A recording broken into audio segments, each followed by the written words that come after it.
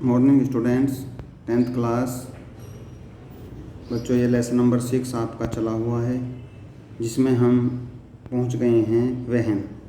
मानव में वहन की क्रिया कैसे होती है। तो वहन को समझने से पहले तो हमें इस बात की जानकारी होनी चाहिए कि वहन किसे कहते हैं। मानव के अंदर यह कौन सी क्रिया है,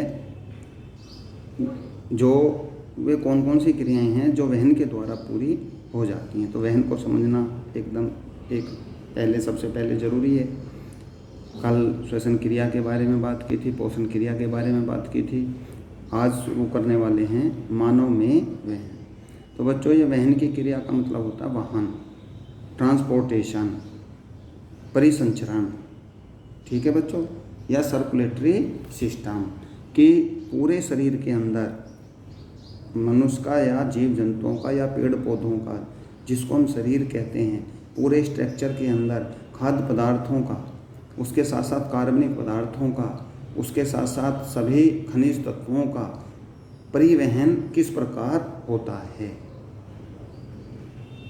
किसके द्वारा होता है, कि संबंधित खनिज पदार्थ, पोषक तत्व या कोई भी रासायनिक तत्व संबंधित अंग के अंदर बच्चों पहुंच जाता है इस वहन की क्रिया के द्वारा।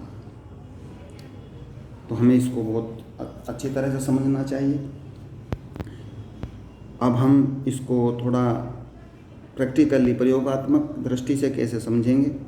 बच्चों, आप अपने जो गांव का या आसपास का जो स्वास्थ्य केंद्र है, जैसा कि हमारे गांव में भी स्थित है स्वास्थ्य केंद्र, जिसको सरकारी हॉस्पिटल के नाम से सभी बच्चे जानते हैं, वहाँ पर आपको जाना चाहिए। और जाने के बाद वहाँ आप किसी से भी संपर्क करें और पूछें कि हीमोग्लोबिन का जो स्तर शरीर के अंदर होता है, जिसका सूत्र है HB। क्या सूत्र है बच्चों? हीमोग्लोबिन, जिसको HB कहते हैं, इसका ये शरीर के अंदर कितना होना चाहिए।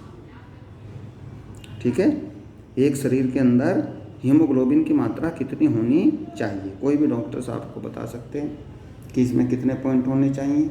और एक स्वस्थ जो मनुष्य है, एक वयस्क जो है, मैच्योर जो व्यक्ति है, उसके अंदर इसकी मात्रा कितनी होनी चाहिए। दूसरे हम चर्चा कर सकते हैं, बच्चे और वयस्क के लिए समान है, बच्चे में भी उतना ही होना चाहिए और मैच्योर के अंदर भी उतना ही होना चाहिए। क्या पुरुष और महिलाओं के हीमोग्लोबिन स्तर में कोई अंतर है? इसका भी हम अध्ययन कर सकते हैं कि पुरुष और स्त्री दोनों का हीमोग्लोबिन बराबर होना चाहिए, या इसमें भी कोई अलग अलग इसका जो है रेशो हो सकता है। आसपास के पशु चिकित्सा, जो जानवरों के डॉक्टर होते हैं, हमें वहाँ भी क्लिनिक का भ्रमण करना चाहिए और ज्ञात करना चाहिए कि ये जो जीव जंतु हैं, जो बड़े जीव जंतु हैं, जैसे गाय है, भैंस है, बैल है, ऐसे जो पशु हैं, इनमें हीमोग्लोबिन की मात्रा का क्या अनुपात होता है। जो इनके छोटे बच्चे होते हैं, जैसे बछड़े हैं, नर और मादा जंतुओं में ये समान होती है, छोटे बच्चों में। और बड़े जो इनके जीव जंतुओं के जो छोटे बच्चे हैं, जैसे गाय का बच्चा जो होता है, बछड़ा होता है, बछड़े में और गाय में इसकी मात्रा समान होती है। नर तथा मादा मानव में जंतुओं में दिखाई देने वाले अंतर की तुलना हम कर सकते हैं। यदि कोई अंतर है तो उसे कैसे समझोगे। तो ये सब बच्चों, ये सब चीज़ें जो हैं, आप अपने रोज़मर्रा का जो जीवन है उसमें भी हमें सीख लेनी चाहिए कि किस प्रकार हीमोग्लोबिन का स्तर, और यहाँ तक की तो जानकारी होनी चाहिए, हमें बीच में परीक्षण और टेस्ट भी कराते रहना चाहिए कि हीमोग्लोबिन का स्तर हमारे शरीर में ठीक है या नहीं। अगर ये कहीं ठीक भी रहता है तो ठीक है, और अगर ये कम या ज़्यादा हो जाता है तो ये शरीर के लिए हानिकारक हो सकता है। इसलिए हम इन चीज़ों को टेस्ट कराते हुए रहने चाहिए और वैसे भी इनकी चर्चा करते रहना चाहिए। पिछले अध्याय में हमने जो पढ़ा था, रुधिर भोजन, ऑक्सीजन और वज्र पदार्थों को हमारे शरीर में वहन करता है। ये जो रुधिर है, ये भोज्य पदार्थों का, ऑक्सीजन का और हानिकारक पदार्थों का हमारे शरीर में वहन करता है, अर्थात एक स्थान से दूसरे स्थान पर ले जाने का कार्य करता है। आप ये देखते हैं बच्चों, जो ब्लड के द्वारा ही जितने भी ये वज्र पदार्थ हैं, वज्र पदार्थ को कहते हैं यूजलेस, बेकार जो पदार्थ हैं, वे सब इकट्ठे होते हैं। कहाँ पर इकट्ठे होंगे? संबंधित अंग में इकट्ठे होंगे। जो वज्र पदार्थों को या यूजलेस पदार्थों को, वेस्टेज प्रोडक्ट को शरीर से बाहर निकालने का कार्य करते हैं। ऑक्सीजन की जहाँ आवश्यकता होगी वहाँ ऑक्सीजन पहुँच जाएगी। पोषक तत्वों की जहाँ आवश्यकता होती है बच्चों वहाँ पोषक तत्व पहुँच जाते हैं। तो ये सब जो हमारा ब्लड होता है ये एक तरीके से ट्रांसपोर्टेशन सिस्टम का कार्य करता है, परिसंचरण तंत्र का कार्य करता है और एक स्थान से दूसरे स्थान पर सभी प्रकार के पदार्थों को ले जाने का कार्य करता है।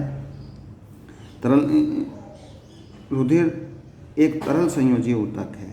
रुधिर में एक तरल माध्यम होता है जिसे प्लाज्मा कहते हैं। इसमें कोशिकाएं लंबित होती हैं। प्लाज्मा भोजन, कार्बन डाइऑक्साइड, नाइट्रोजन वजन पदार्थों का विलीन रूप में वहन करता है। ऑक्सीजन को लाल रुधिर कणिकाएं ले जाती हैं। जो ऑक्सीजन है इसको लाल रुधिर कणिकाएं ले जा रही हैं। यहाँ पर हमें बच्चों इस बात को समझ लेना चाहिए कि ये जो हमारा ब्लड है इसका कलर जो रेड क्यों होता है, इसका कलर रेड क्यों होता है, इसको भी हमें बच्चों यहाँ पर थोड़ा समझना चाहिए। और इस चीज़ की जानकारी हम कर सकते हैं क्योंकि अभी मैंने एक हीमोग्लोबिन आपको बताया था कि हीमोग्लोबिन का कलर लाल क्यों हीमोग्लोबिन जो इसका पदार्थ है इसका रंग कलर क्योंकि लाल होता है और इसके लाल होने के कारण ही यह जो है पदार्थों को एक स्थान से दूसरे स्थान पर ले जाने का कार्य करता है। और ब्लड का रंग भी लाल होता है। हीमोग्लोबिन की वजह से ही ब्लड का कलर भी बच्चों लाल होता है, जिससे हम कह सकते हैं। और ये सभी प्रकार के वज्र पदार्थों को, भोज्य पदार्थों को या जो भी जिस पदार्थ को जिस अंग में पहुंचना होता है, खनिज तत्वों को सभी को एक स्थान से दूसरे स्थान पर ले जाने का कार्य करता है। शरीर की टूट फूट की मरम्मत कराना सुनिश्चित करता है। इसी प्रकार से ये जो है, जैसे अब आप यहाँ देख सकते हैं, हमें एक पंप तंत्र की आवश्यकता होती है जो रुधिर को अंगों के आसपास धकेल सके। नलियों के एक परिपथ की आवश्यकता है जो रुधिर सभी ऊतकों तक भेज सके, तथा एक तंत्र की जो यह सुनिश्चित करे कि इस परिपथ में यदि कभी टूट फूट होती है तो उसकी मरम्मत हो सके। ठीक है बच्चों, तो ये सभी चीज़ें जो हैं ब्लड से होती हैं और इसको जो है ब्लड ही इन चीज़ों को एक स्थान से दूसरे स्थान पर ले जाने का कार्य करता है। और अब जो आपने देख लिया है कि क्योंकि इसकी सभी की एक आवश्यकता होती है ब्लड की, इस सभी सामान को एक स्थान से दूसरे स्थान पर बच्चों ले जाने की आवश्यकता होती है। तो जो हमारा हार्ट है, जो हृदय है, वो इसको अच्छी तरह से इस कार्य को निभाता है। इस हार्ट के अंदर आप दो तरीके के कलर देख रहे हैं बच्चों, एक ब्लू कलर, एक रेड कलर। जहाँ ये ब्लू कलर है, समझ लीजिए ये हार्ट का आधा जो भाग है वो अंगों से जो अशुद्ध रुधिर है उसको एकत्रित करने का काम करता है, और आधा जो भाग है उस अशुद्ध रुधिर को शुद्ध बना करके शरीर के अंदर भेजने का कार्य करता है। तो हमारे पूरे शरीर के अंदर सिराओं का और धमनियों का एक जाल बिखरा रहता है। सिराओं का और धमनियों का एक पूरे शरीर के अंदर जाल होता है। जब आप इसको स्टडी करेंगे, किसी निम्न श्रेणी के मेंढक जैसे जीवों के अंदर आप अध्ययन करेंगे तो आप पाएंगे कि जो हमारी धमनियां हैं इनके कलर रेड होते हैं क्योंकि इसमें शुद्ध रुधिर बहता है। सिराओं का कलर कैसा होता है? नीला होता है, इनमें अशुद्ध रुधिर बहता है। जिन नलियों के अंदर अशुद्ध रुधिर बहता है उसको हम सिराएं कहते हैं, जिनमें शुद्ध रुधिर बहता है उनको हम धमनी कहते हैं। और इस प्रकार ये सभी कार्य जो हैं बराबर हमारे हार्ट के द्वारा होते रहते हैं। जितना शरीर के अंदर अशुद्ध रुधिर है वो भी इकट्ठा होता रहता है, और हृदय का कार्य है उसको शुद्ध करना, और शुद्ध करने के बाद पूरे शरीर के अंदर विसर्जित करना। ये एक तरीके से हमारा हार्ट करता है, और इसको हम पंपिंग सेट भी कहते हैं। एक पंप की तरह ये हार्ट जो है कार्य करता है बच्चों। और इस ब्लड के साथ, क्योंकि ब्लड का सर्कुलेशन बच्चों पूरे शरीर के अंदर होता रहता है, तो ये हर प्रकार की चीज़ों का जो वहन है सिर से लेकर के पैरों तक, हर प्रकार के पदार्थ का, चाहे इसमें पोषक तत्व हैं, ऑक्सीजन है, ऑक्सीजन के साथ साथ कार्बन डाइऑक्साइड है, और भी हानिकारक पदार्थ हैं, वज्र पदार्थ हैं, वेस्ट प्रोडक्ट हैं और पोषक तत्व हैं, उन सभी को उन संबंधित अंगों में पहुंचाने का कार्य बच्चों इस हार्ट के द्वारा ही होता है। तो हम कह सकते हैं कि मनुष्य का जो हृदय है एक पंपिंग सेट होता है, और पंपिंग सेट के साथ साथ ये सभी पदार्थों को शरीर के अंदर इकट्ठा करने का कार्य और इकट्ठा करने के साथ साथ उन संबंधित अंगों में पहुंचाने का कार्य भी ब्लड के द्वारा ही होता है। और जो हमारे खनिज तत्व हैं, पोषक तत्व हैं, या इसके अतिरिक्त कोई भी ऑक्सीजन है, कार्बन डाइऑक्साइड है, इनको भी संबंधित अंगों के अंदर पहुंचाने का कार्य ये बच्चों हार्ट करता है। तो हम कह सकते हैं कि हार्ट जो है एक सर्कुलेटरी सिस्टम है, हिंदी में परिसंचरण तंत्र है, वाहन का कार्य करता है, पदार्थों को एक स्थान से दूसरे स्थान पर बच्चों ले जाने का कार्य करता है, और श्वसन क्रिया या भोजन के पचाने के लिए जो ऑक्सीजन का एक स्थान से दूसरे स्थान पर आवागमन होता है, ये भी बच्चों इसी पंपिंग सेट के द्वारा, हार्ट के द्वारा ही ये संभव होती है। इसके साथ साथ हम देखते हैं बच्चों, आजकल एक बीमारी बहुत ज़्यादा जो चली हुई है वो है ब्लड प्रेशर। ब्लड प्रेशर का भी आपको ये पता होना चाहिए कि प्रत्येक व्यक्ति का ब्लड प्रेशर कितना होता है। ब्लड प्रेशर ऊपर और नीचे दो प्रकार से नापा जाता है, नीचे का ब्लड प्रेशर, ऊपर का ब्लड प्रेशर। तो 120 से ज़्यादा ये ब्लड प्रेशर नहीं होना चाहिए।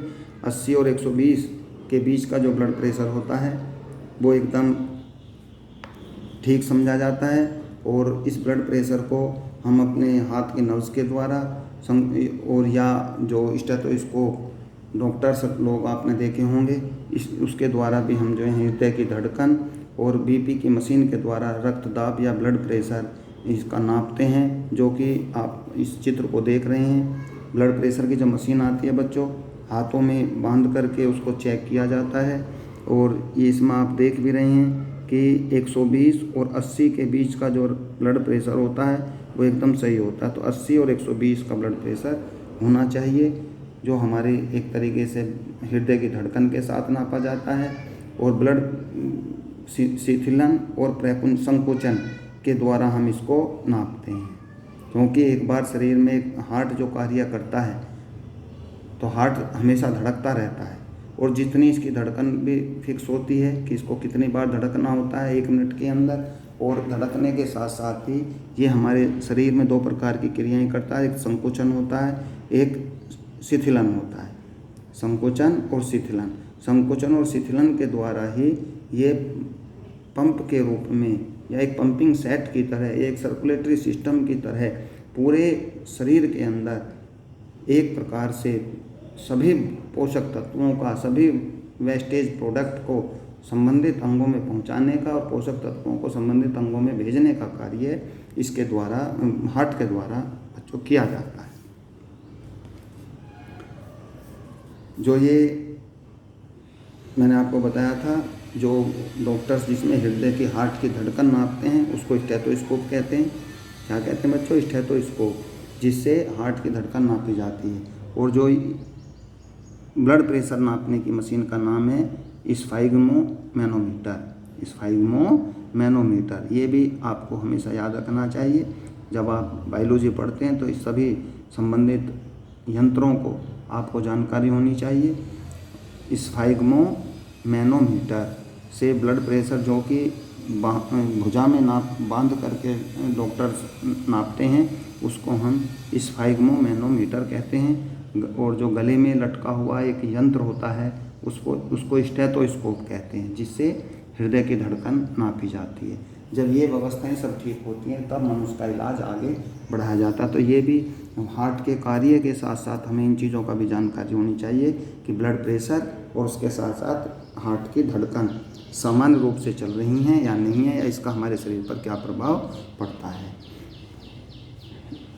ठीक है बच्चों। उच्च रक्तदाब को अति तनाव भी कहते हैं। उच्च रक्तदाब अगर हो जाता है, हाई ब्लड प्रेशर हो जाता है, तो वो टेंशन के कारण होता है, जैसा कि डॉक्टरों का मानना है। इसका कारण धमनियों का सिकुड़ना है और इससे रक्त प्रवाह में प्रतिरोध बढ़ जाता है, इससे धमनी फट सकती है और आंतरिक रक्तस्रावन हो सकता है। हार्ट अटैक से बच्चों में मृत्यु भी हो जाती है, क्योंकि अगर ब्लड प्रेशर कम या ज़्यादा हो जाएगा तो उसमें हार्ट अटैक की संभावना रहती है, जिसको हम कहते हैं कि आदमी अचानक कैसे मर जाता है, तो उसको बोलते हैं बच्चों हार्ट अटैक। तो वहन का कार्य, वहन या हृदय का कार्य आपको बताया गया है इस वीडियो में। इससे नेक्स्ट वीडियो जो है बच्चों आगे भेजी जाएगी, जिसमें कुछ हार्ट से ही जुड़े हुए फंक्शन अभी और बचे हैं, जैसे नलिकाएं हैं, रुधिर वाहिकाएं जिनमें रुधिर बहता है, प्लेटलेट्स हैं जो डेंगू बुखार में जिनकी चेक किए जाते हैं, लसिका है, ये सब ऐसे पदार्थ हैं जो कि हमारे ब्लड के अंदर पाए जाते हैं। इन पर नेक्स्ट वीडियो में बच्चों चर्चा करेंगे। Thank you.